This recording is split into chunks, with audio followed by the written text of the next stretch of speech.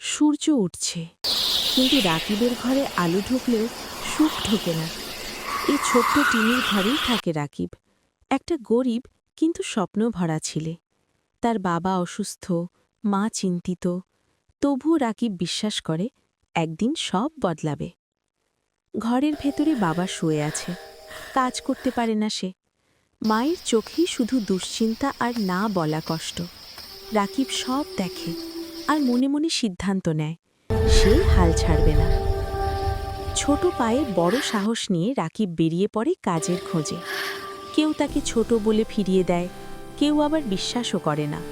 তবুও সে থামে না, কারণ সে জানে পরিশ্রম কখনো বৃথা যায় না।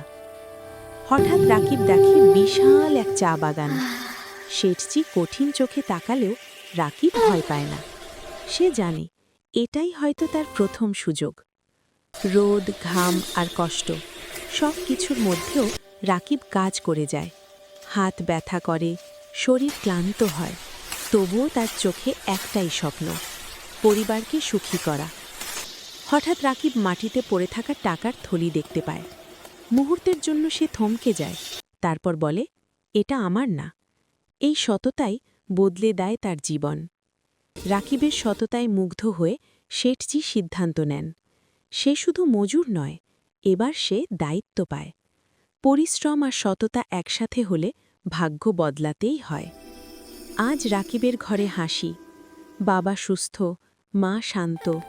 রাকিব প্রমাণ করেছে পরিশ্রমে ভাগ্য ফেরে।